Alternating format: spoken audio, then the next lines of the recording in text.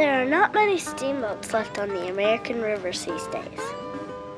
But almost 200 years ago, they were the easiest, most modern way to travel. Steamboats are big, they're exciting, and sometimes they can be dangerous. Hi, my name is Ginny Williams, and in 1870, when I was only 12, I got to ride on my very first steamboat. I steamed up the Mississippi River during the legendary Great Steamboat Race. I'll tell you about that in a moment.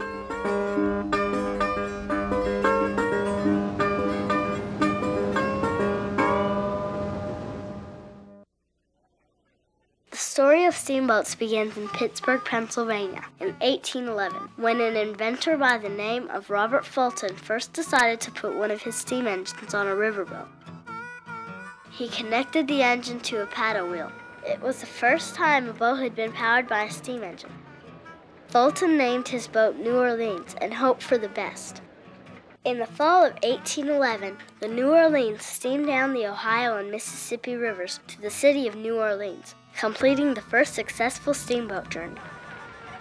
It didn't take long for this new invention to catch on. And by the 1850s, hundreds of steamboats paddled up and down the Mississippi River and her tributaries. Steamboats come in two types. Side paddle wheelers are the fastest and can turn quickly, but they need deeper water to sail in. Stern wheelers are the most common type of steamboat because they can run in shallow water and go where some side paddle wheelers can't. Over the years, steamboats became more and more fancy. Soon they came to resemble floating palaces rather than just boats. Most steamboats have 4 decks. The main deck houses the boilers and engines and is where the crews keep the firewood. If you are a cheap fare passenger, you ride on the main deck. Above the main deck is the boiler deck, but there are no boilers on the boiler deck. This is where they put the boat's finest cabins. There are usually more cabins on the hurricane deck, and on top of that is the Texas deck, where the crew's cabins are located. On top of it all sits the pilot house, where the captain stays. The pilot house is glassed on all 4 sides, so the boat's pilot can see where to steer the steamboat. Most Mississippi steamboats have tall twin smokestacks that rise up into the sky to keep sparks and cinders from catching the boat on fire.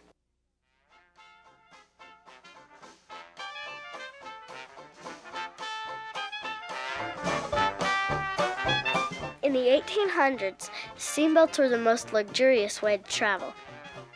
You could book a beautiful cabin for your trip and eat on board in splendid dining rooms. At the time, there was no better way to travel. But you could also ride on a steamboat for as little as 50 cents.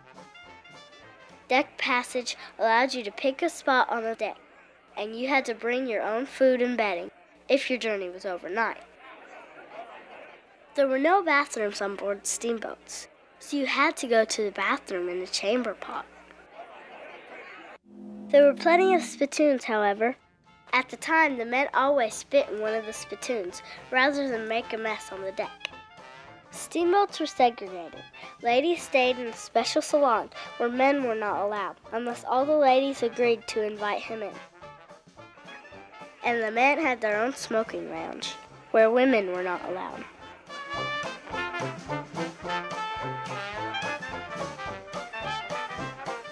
Some steamboat captains did not allow gambling aboard their vessels, but others felt that the more gamblers on board, the classier their steamboat.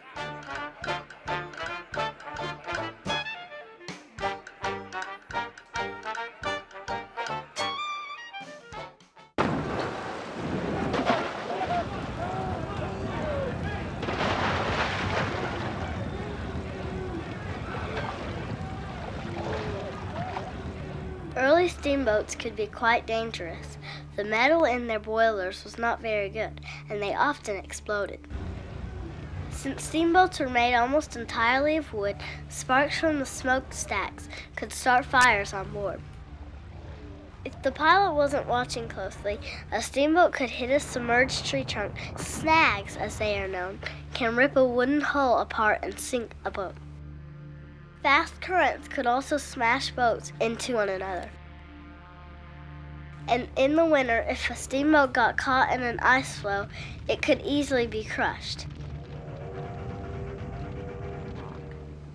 A lot of steamboats sank. The average lifespan was only 5 years, but as fast as a steamboat would sink, its parts would be used again.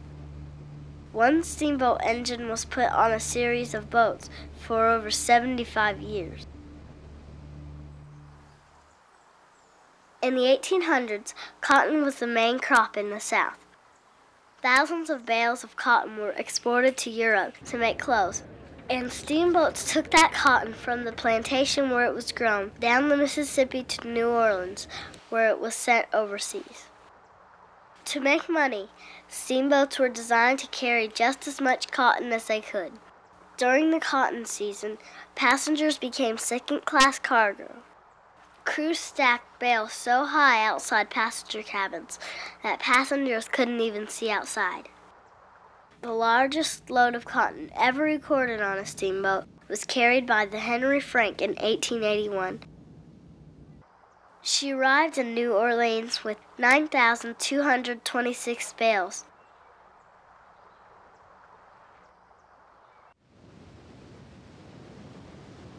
At the height of the steamboat era, there were thousands of landings all along the river.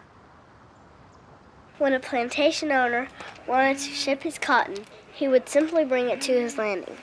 The first steamboat to come by would get paid for taking his goods to market. Often the fastest steamboat carried the most cargo and made the most money. It was from the competition to get the goods to market the fastest that the steamboat racing began. It is tradition on the river that the fastest steamboats put a set of deer antlers above their pilot house.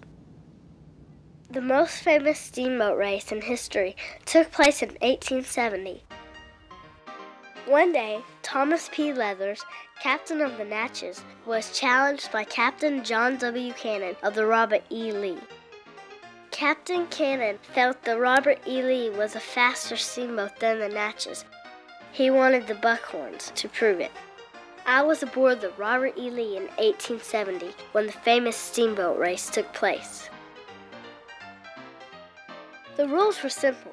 The Natchez and the Robert E. Lee would steam as fast as they could north from New Orleans, 1,200 miles, all the way to St. Louis. The first boat to reach St. Louis would win. The race began on June 30th, 1870. The riverbank in New Orleans was crowded that day. There were hundreds of spectators milling along the water's edge, waiting for the race to start. I overheard many of them placing bets as to which boat would win. We steamed full speed ahead up the Mississippi for almost 4 days. Then on Independence Day, 1870, 75,000 spectators lined the riverbank to St. Louis to get a glimpse of our boats. People even chartered their own steamboats to get a better view of the Natchez and Robert E. Lee as we drove to the finish line. 3 days, 18 hours, and 14 minutes after we left New Orleans, the Robert E. Lee crossed the finish line just ahead of the Natchez.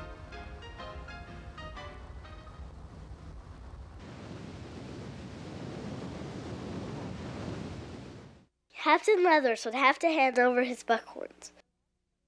The Robert E. Lee was now the fastest steamboat on the river. Her record on that voyage has never been beat. Today, the great era of Mississippi steamboats is over. Steamboats are no longer as important as they once were, but they still ply American rivers. Next time you pass one of America's major rivers, why not see if you can spot one yourself?